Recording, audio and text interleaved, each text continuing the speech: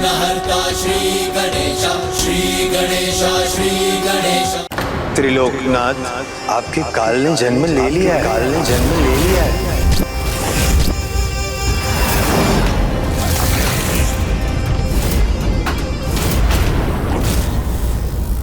देखिए देवी पार्वती, आपके पुत्र में तेज, ज्ञान और संस्कार सभी समाहित हैं। ऐसा लगता है जैसे इसके रूप में धर्म का ही आविर्भाव हुआ है और इसके आगमन से चारों दिशाओं में आशा और सकारात्मक ऊर्जा का विस्तार हुआ है। उनके आगमन मात्र से सभी के मन नवीन आशा से भर गए। अविश्वासी मन उत्साहित हो रहे हैं।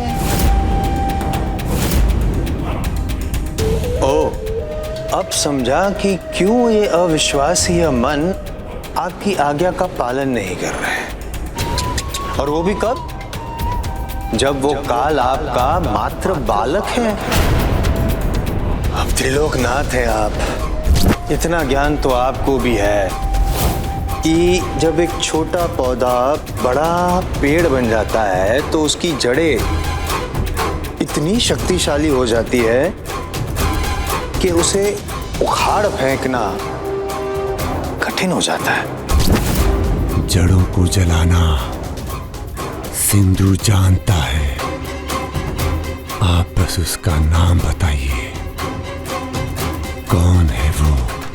महादेव, महादेव, महादेव और माता पार्वती के पुत्र। आज से इसका नाम गुणेश, गुणेश, सर्वगुण संपन्न, गुणों का ईश, उसे मैं गुणेश का नाम देता हूँ। गुणेश का नाम देता हूँ। गुणेश का नाम देता हूँ। गुणेश का नाम देता हूँ।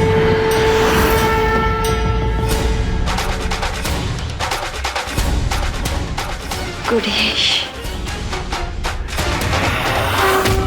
हमारा पुत्र गुणेश, गुणेश, गुणेश, जो अपने गुणों से अधर्म का नाश करेंगे। त्रिसंध्या क्षेत्र में उनका जन्म हो चुका है। तो अंत भी वही होगा। महादेव पुत्र पार्वती नंदन गुणेश की जय। महादेव पुत्र पार्वती नंदन गुणेश की जय। महादेव पुत्र पार्वती नंदन गुणेश की जय। महादेव पुत्र पार्वती नंदन गुणेश की जय। सिंधु अपने काल का भी काल है देवर्षि, काल का भी काल।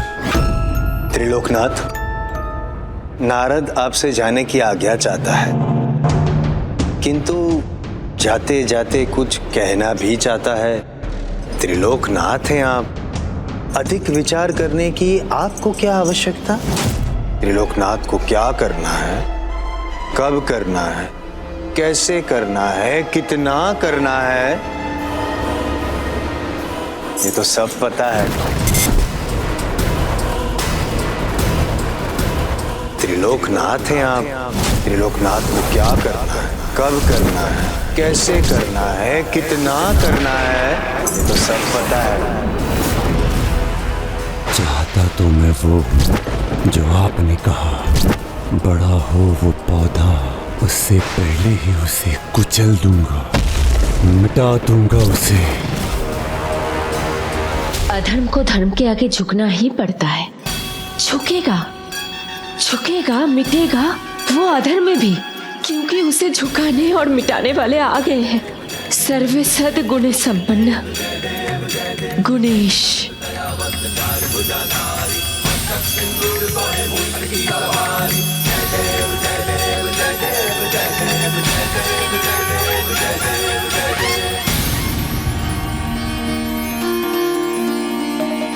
मेरा पुत्र, दृष्टि हटती ही नहीं है तुम्हारे मुख से।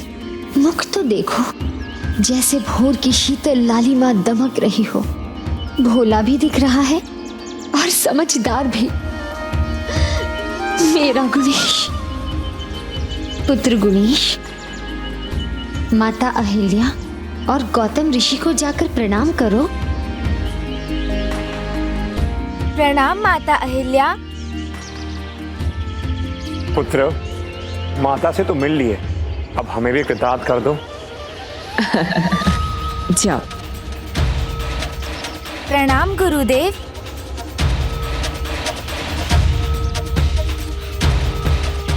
गुणेश को देखते ही कुछ ही पलों में देवी अहिल्या कितनी ममता और कितने विश्वास से भर गई है।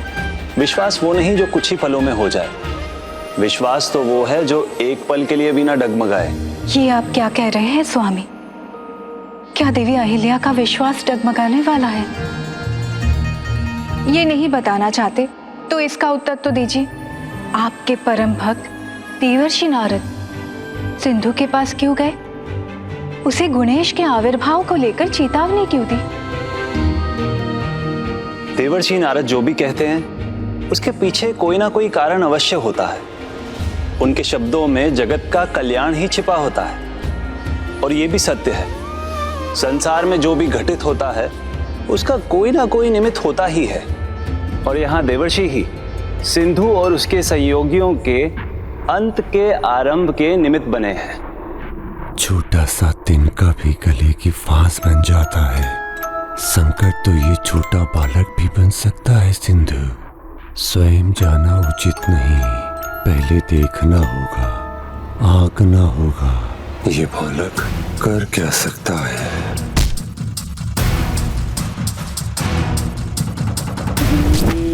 बहादुर, कुशलासुर, उन्हें बुलाया था मैंने। कहाँ है दोनों?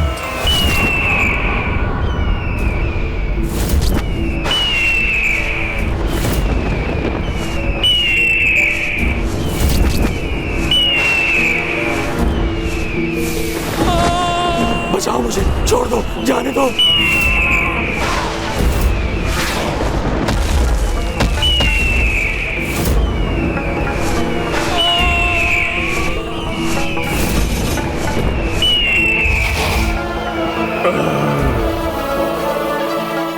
क्षमा, क्षमा कीजिए। बहुत ऊंचे स्वर में चिल्ला रहा था तो मुझे लगा मैं इसे खा जाऊंगा तो ये शांत हो जाएगा और मेरा पेट भी शांत हो जाएगा। क्षमा करें, बाज असुर का प्रणाम स्वीकार करें। प्रभु त्रिलोकनाथ सिंधु। विषदंती कुशलासुर कहाँ है?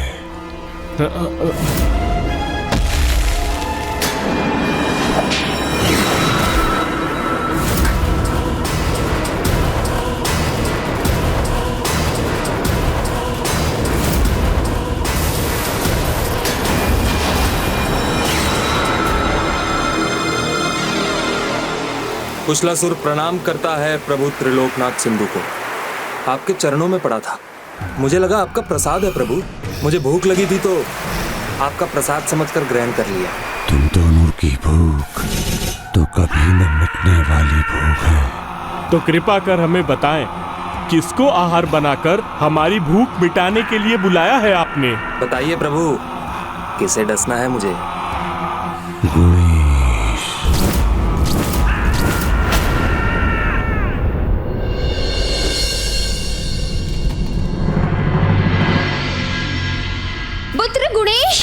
पुत्र गुणेश, पुत्र कहाँ हो तुम? कहाँ चला गया पुत्र गुणेश? माता क्या हुआ? माता क्या हुआ? माता पता नहीं मेरा पुत्र कहाँ चला गया है। अभी तो उसने आश्रम को ठीक से जाना भी नहीं है। कहाँ पर क्या है उसे पता ही नहीं। फिर भी इतनी भोर में भला कहाँ चला गया है मेरा पुत्र? माता चिंता मत करिए, गुणेश बहुत गुणी है, समझदार है। यहीं कहीं होंगे, हम सब मिलकर ढूंढ लेंगे उसे। गुणेश! बिना माँ को बताए तुम कहाँ चले गए हो पुत्र? अभी तो आए हो और अभी से अपनी नटखट बाल लीला कर मुझे सताने भी लगे।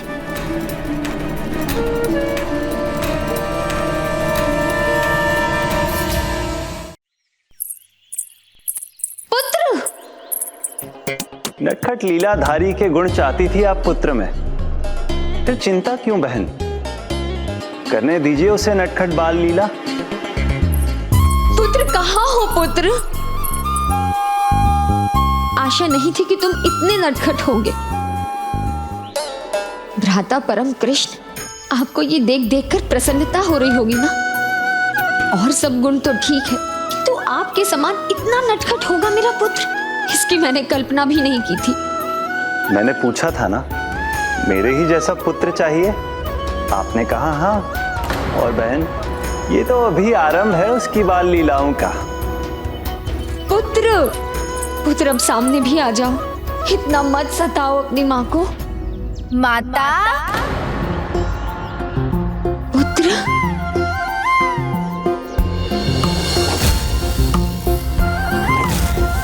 पुत्र, पुत्र मेरे सामने आओ। यहाँ, मैं तो यहाँ हूँ माता। मैं थक गई हूँ पुत्र, सामने आओ। कहाँ हो तुम? अब मैं तुम्हारे पीछे और नहीं भाग सकती। तुम्हारी माँ को और भी बहुत कुछ करना है, शीघ्र ही सामने आ जाओ, अन्यथा तुम्हारी माँ रो देगी। तुम्हारी माँ रोए तुम्हें अच्छा लगेगा? तो चलो शीघ्र बाहर आओ। माता।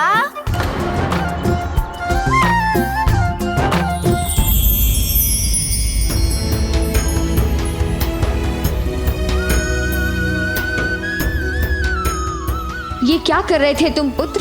क्यों छुप गए थे? तुम्हारी माँ कितना डर गई थी। मैं तो यही हूँ माता।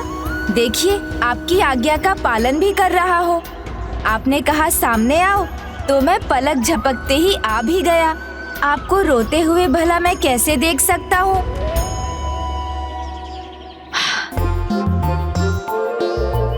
देखिए, पूरे आश्रम में इनकी ढूंढ मची है और गुणेश जी तो यहाँ है अपनी माता के पास। अब कोई पूछे इनसे कहाँ थे ये? हाँ, भोर होते ही कहाँ नदारद हो गए थे तुम, बिना किसी को बताए? वो माता, मैं कुछ कहते नहीं बन रहा है ना? अर्थात कुछ बहाना ढूंढा जा रहा है गुणेश जी। नहीं, बहाना क्यों ढूंढेंगे मेरे गुणेश? सभी बालकों में श्रेष्ठ बालक है मेरे गुणेश। आप सभी देख लेना, अवश्य इनके जाने के पीछे कोई ना कोई कारण होगा। पुत्र, बता दो सबको, कहाँ थे तुम? बोलो पुत्र। माता, मैं आपके लिए ये लाने गया था और पिताश्री के लिए ये बेलपत्र।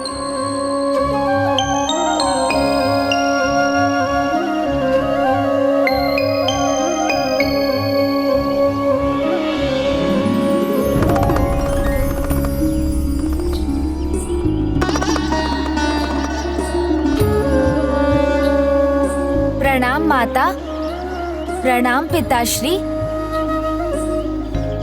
कल्याण हो पुत्र।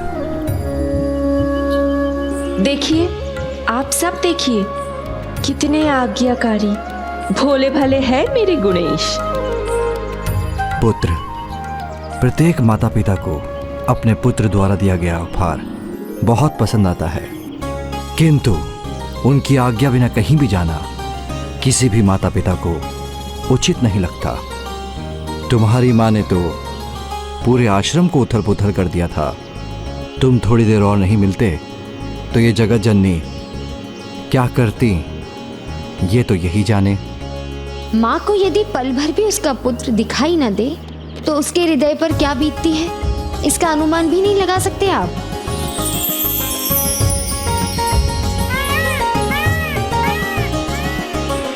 पुत्र, आज जो हुआ सो हुआ, किंतु आज के बाद तुम्हें 3 नियमों का पालन करना है। कैसे नियम माता? नियम 1, मुझे बिना बताए तुम कहीं नहीं जाओगे। जी माता। नियम 2, आश्रम के बाहर तो तुम कदापि नहीं जाओगे। जो आज्ञा माता। नियम 3, आश्रम में भी हमारी दृष्टि के सामने ही रहोगे। उचित है माता, मुझे आपके सभी नियम स्वीकार हैं, किंतु ये तो बताइए, इस आश्रम में मैं खेलूं किसके साथ? गुणेश, आश्रम में इतने बालक हैं, उनके साथ। किंतु माता, मुझे तो कोई भी बालक दिखाई नहीं दे रहा है। रुको, रघु, श्याम, सुंदर, तृप्ति, बाहर आओ सब। कहाँ हो? आओ आओ आओ। बच्चों, इनसे मिलो। ये है मेरे गुणेश। बच्चों, हम खेल खेल में भी बहुत कुछ सीख सकते हैं। हमारे गुणेश सर्व गुण संपन्न है, इनका लाभ उठाना। हाँ गुणेश, तुम जानते हो ये सब ना पूरा दिन आश्रम में धमा चौकड़ी मचाते रहते हैं, इसीलिए इन्हें थोड़ा ज्ञान भी देना, ठीक है? जी गुरु माता। अब तुम लोग खड़े क्यों हो, जाओ जाकर खेलो।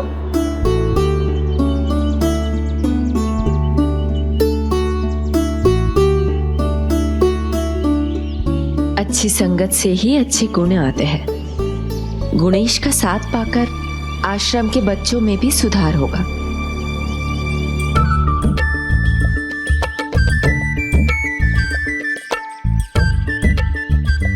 ऐसे एकटक मुझे मत देखो, खेल के बारे में सोचो। क्या खेले ये तो बताओ। गिल्ली डंडा खेलते हैं, बहुत आनंद आएगा।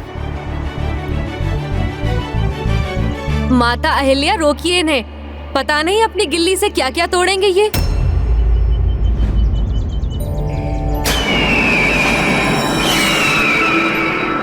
नहीं नहीं, नियम नहीं तोड़ सकता मैं, इसलिए गिल्ली डंडा तो नहीं खेल सकते। गिल्ली तो दूर चली जाती है, आश्रम से बाहर गई तो उसे लाने जाना पड़ेगा। और माता का दूसरा नियम है कि आश्रम के बाहर नहीं जाना है। कितना समझदार है हमारा गुणेश। आशा है गुणेश के गुणों का प्रभाव आश्रम के दूसरे बालकों पर भी होगा। चलो तो पिट्ठू खेलते हैं। नहीं नहीं, उसमें आहत हो सकते हैं।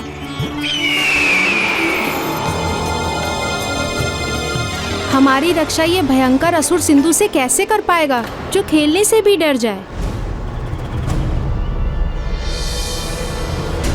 वस्त्रों से बनी गेंद से कोई बालक इतना भयभीत कहाँ होता है? गुणेश, डरते क्यों हो? ये वस्त्रों का गेंद है, इससे चोट नहीं लगती। ये देखो।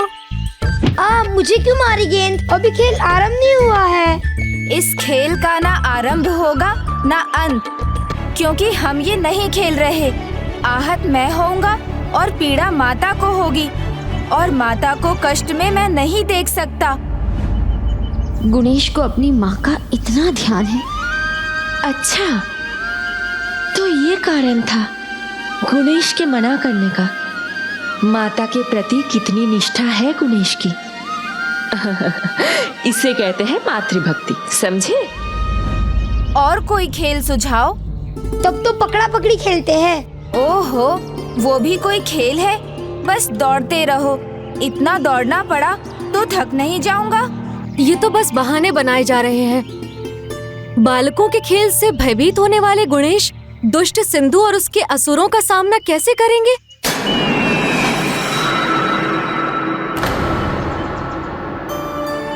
चिंता मत करिए माता, संदेह करना तो इनका स्वभाव है।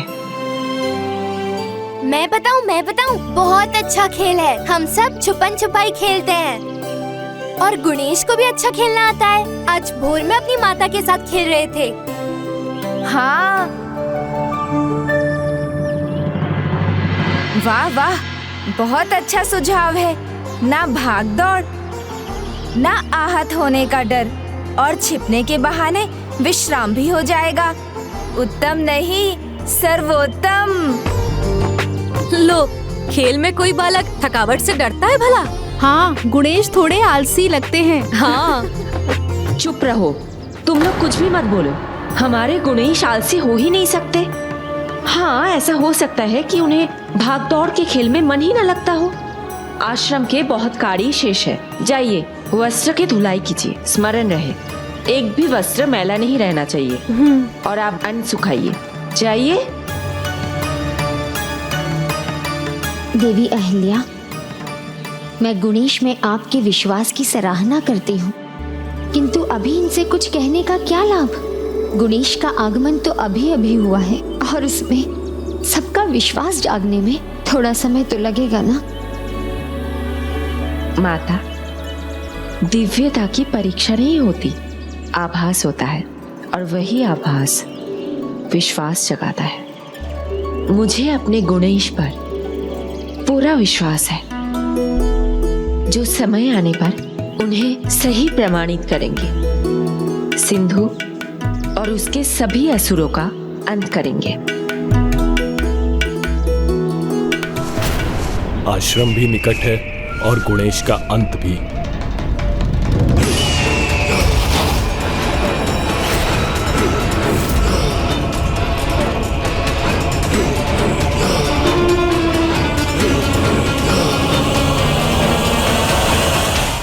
हरी हरी 1, हरी हरी 2, हरी हरी 3, हरी हरी 10।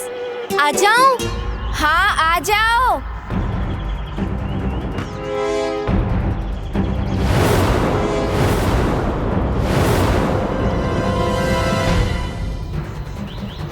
इन 3 बालकों में तो वो नहीं, तो कहाँ है मेरा आखेट गुणेश?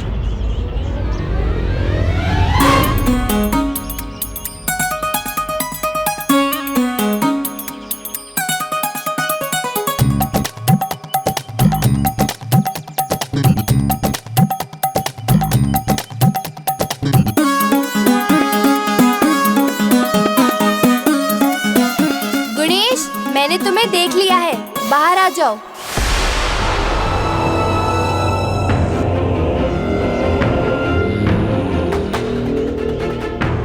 तो ये है वो बालक, इस पर मेरा आघात भी होगा और ये मेरा आहार भी बनेगा। श्याम, रघु, सुंदर, सब बाहर आ जाओ। गणेश, सबसे पहले मैंने तुमको देखा था, अब हम छिपेंगे और तुम ढूंढोगे। नहीं नहीं, मुझे कहाँ देखा तुमने? मेरे पेट को देखा था, इसलिए मैं नहीं ढूंढूंगा। अच्छा जी, तो तुम्हारा पेट क्या तुम्हारे शरीर से अलग है? देखो गुणेश, बहाना मत बनाओ, खेलना है तो अच्छे से खेलो। माता जी के नियम मानते हो वैसे हमारे भी मानो। नियम तो ठीक है, किंतु भूल से दिख गया तो उसमें मेरा दोष कहाँ है? तुम लोग समझते क्यों नहीं? मुझसे नहीं होगा ना। ओह, ये कैसा कार्य दे दिया है मुझे त्रिलोकनाथ सिंधु ने। जिस बालक में खेलने तक का साहस नहीं, उसके अंत का तुच्छ कार्य, इससे तो मेरी भूख भी नहीं मिटेगी। अच्छा ठीक है, तुम सब छुप जाओ, मैं ढूंढता हूँ। इस बार मैं भी छिपूंगा और मेरा पेट भी।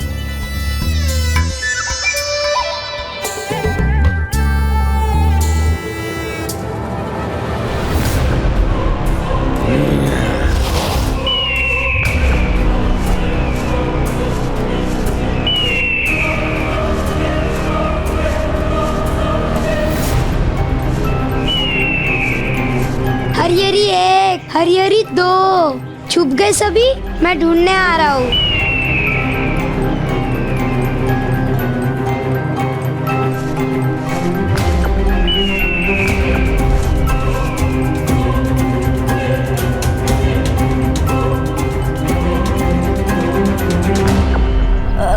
अक्षय, गुणेश दी, देख लिया तुम्हें, वहाँ झाड़ियों के पीछे से बाहर आ जाओ।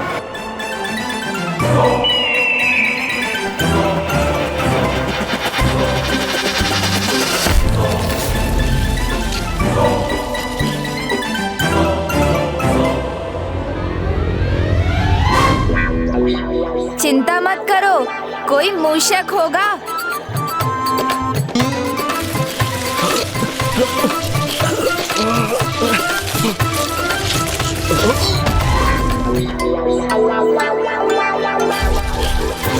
इन झाड़ियों में उलझ गया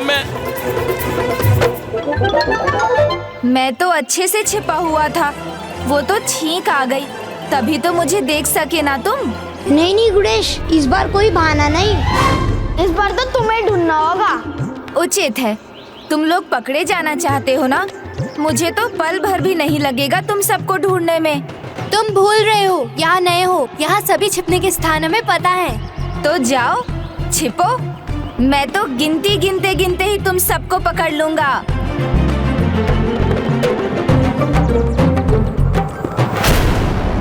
बहुत हुई आंख में चोली, यही अवसर है, बस आंखें बंद और तुम गुल। अब सीधा त्रिलोकनाथ सिंधु के सामने ले जाकर तुम्हें अपने पेट में डालकर खिलखिलाऊंगा। हरी हरी 1, हरी हरी 2,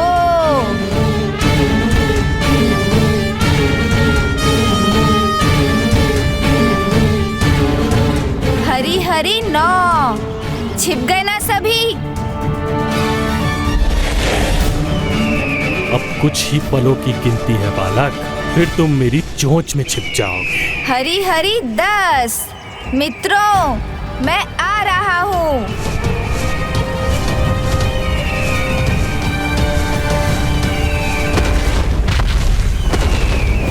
ओहो, तृप्ति, तुम तो कढ़ाई में मिठाई बनी हुई हो।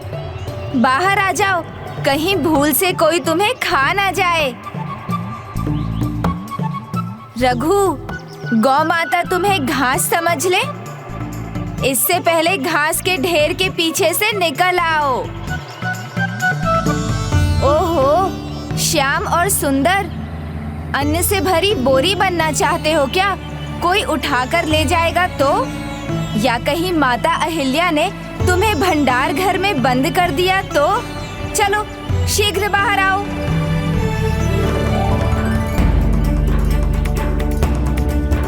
गणेश, तुम तो अपने स्थान से हिले ही नहीं, तो फिर? तुम्हें कैसे पता चला हम सब कहाँ छुपे हैं? हाँ बताओ ना गणेश, कैसे पता चला तुम्हें? अच्छा, तो दिव्य दृष्टि है तुम्हारे पास बालक, बिन देखे ही देख लेते हो। किंतु मैं तुम्हें चकमा दूंगा, तुम्हें मेरा आहार तो बनना ही होगा। गणेश, अब किसे ढूंढ रहे हो? हम चारों को तो तुमने ढूंढ लिया, तो वहाँ कौन है? हाँ बताओ ना गणेश, कौन है वहाँ? आओ बालक, अभी झपट लूंगा तुम्हें। है, कोई तो है, वातायन के पीछे। प्रणाम प्रभु महागणाधिपति, अब मुझे प्रसाद ग्रहण करने की अनुमति दीजिए।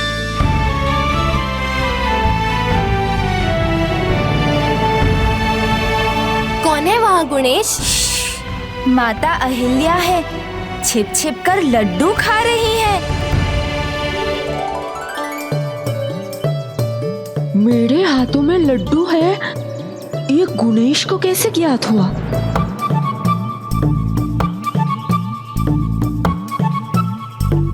अच्छा, तो यहाँ ये चल रहा है। प्रसाद था कल का, अब प्रसाद तो व्यर्थ नहीं कर सकते ना? एक ही तो लड्डू था, तुम सबके लिए खूब सारे बन जाएंगे। अब जाओ खेलो, फिर मिलेंगे लड्डू। चलो जाओ तुम लोग खेलो, जाओ जाओ जाओ।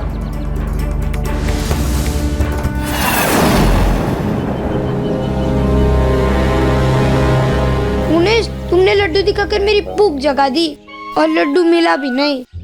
हाँ हाँ, मुझे भी मिष्ठान खाने का मन है। हाँ हाँ, मुझे भी स्वादिष्ट मिष्ठान। चलो, अच्छा है बता दिया, अब मैं ध्यान रखूंगा। मेरी पूरी टोली को भी मेरे समान मिष्ठान अच्छे लगते हैं, किंतु मित्रों, लालच बुरी बला है और असमय भोजन कभी लाभ नहीं देता, इसलिए भोजन के समय की प्रतीक्षा तो करनी होगी।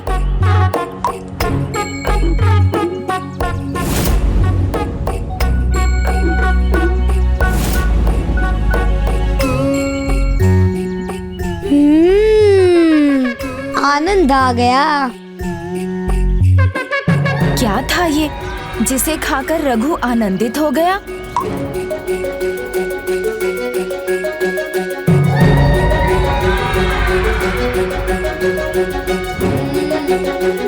बहुत ही मीठा और स्वादिष्ट है। इस बार जो गिरेगा वो मैं खाऊंगा।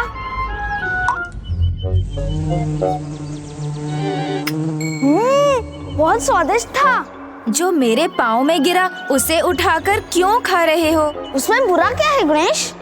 हाँ, सभी कहते कि तुम परम ब्रह्म के अवतार हो, तो इसे अपना चरणों में समझ लो। बहुत आनंद आ गया। हाँ, बहुत स्वादिष्ट था। इतना स्वादिष्ट? ये है क्या? हाँ, बहुत स्वादिष्ट था।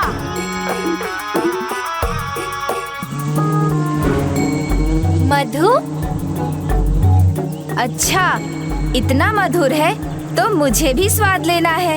अब अगली बूंद मेरी है।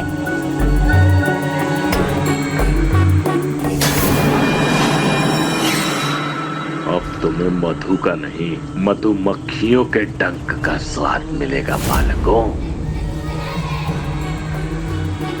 गिर ही नहीं रहा है। लगता है गणेश तुम्हारे भाग्य में मधु नहीं है। नहीं नहीं, गिरेगा, अवश्य गिरेगा। थोड़ा धैर्य रखो। पता है, धैर्य से शक्ति बढ़ती है और धैर्य का फल सदैव मीठा होता है। मुझे ज्ञात था गणेश इन सब के साथ खेल भी रहा है और खेल खेल में ज्ञान भी दे रहा है। मुझे अभी जाकर माता पार्वती को ये बात बतानी चाहिए।